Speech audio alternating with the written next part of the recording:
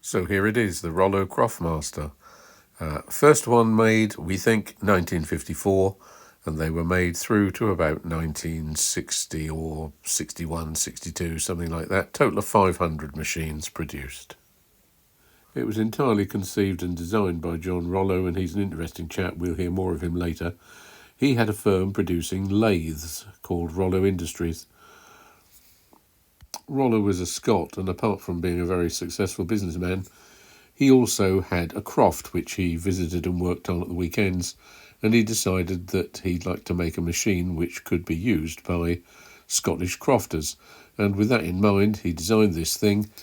It's a very heavy machine. It's built for work on difficult ground, and it's made of heavy gauge metal. It's certainly a heavy old thing. It's about 610 kilograms plus the implements. So if you put a plough on it, it would weigh more. To put that into perspective, that's only very little less than the Norfolk Herald weighs.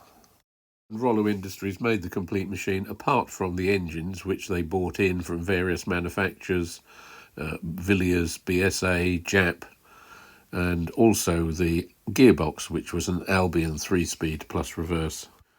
You could get loads of different equipment for it, including a single furrow plough, a Scotch skimmer, ridging ploughs. There was a toolbar for hoes and cultivators, mounted disc harrows, tine harrows, and a 600-weight trailer.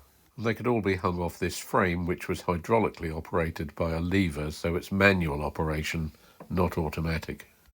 This photograph is believed to show John Rollo holding the steering wheel, unveiling the very first Rollo Croftmaster to be produced.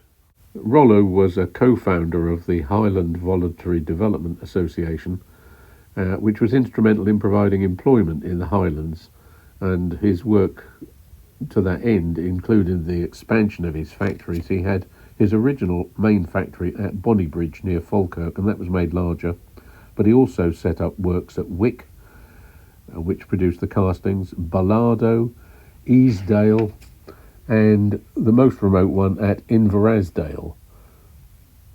And if you look on a map, you'll see that some of those locations are very remote indeed, but Rollo was able to keep a close eye on them because he could pilot his own private aircraft to them at the weekend. But then, what wouldn't you expect from a man who's purported to be a direct descendant of William the Conqueror? Another of William the Conqueror's names was William de Rollo, because he himself was descended from a Rollo who was a Viking. So there, he'd got quite a parentage behind him. And this here is the Inverasdale factory in the Nissen Hut. And here we have a close-up view of one of the early model Croftmasters. They were available at a list price of £180, as you can see, but the hydraulic mechanism and frame was extra, as were all the implements. And here's some of the implements that were available. This one's the twin ridging plough, and coming up we have the plough. You'll see you could fix it in one of two ways, either to have the tractor completely on the level or to plough like a larger tractor with one wheel in the furrow. You could tow a gang mower behind it, or you could fit, for instance, a cultivator to the frame. Here you can see the lever for controlling the hydraulics, manual hydraulic, and I can tell you from experience, once you've got the plough on the back, it is heavy to pump backwards and forwards. You can see here Rollo was quite proud of how agile the machine was. We'll now have a look round the one that I used to own, and here it is running.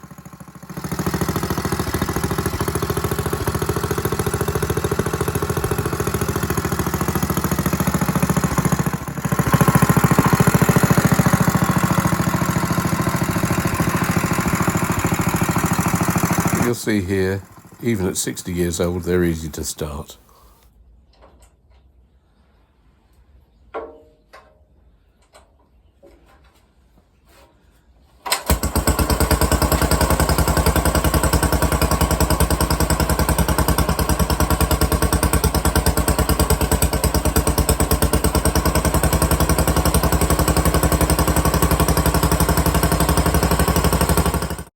In the right hands, they can produce some very good ploughing even nowadays, and they're occasionally used for competition.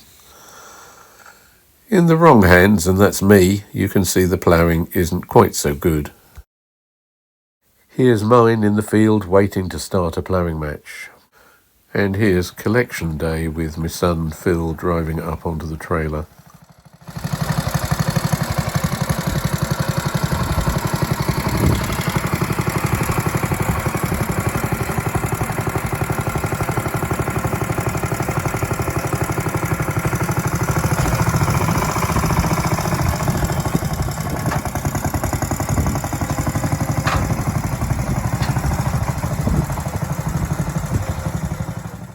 But as you'll know, if you've seen my second video, how I came to acquire a Herald, my transport was the Comma PB, and this is what I had to drive it up, and eventually that became a little bit too hairy for me, so I decided enough was enough, and we got the Herald, and the rest of the machinery disappeared.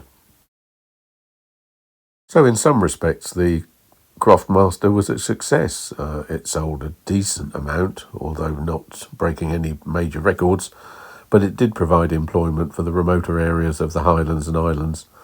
However, it was only produced for a few years, and this probably is the reason why. You could probably get a modern second-hand Fergie for the same money as a Rollo, only a little bit heavier, a proper tractor, full 3-point linkage and full powered hydraulics. And this is probably the reason why the Croftmaster did not do as well as it should have done. A wonderful idea, a very fascinating man if you look him up. There's a lot of history.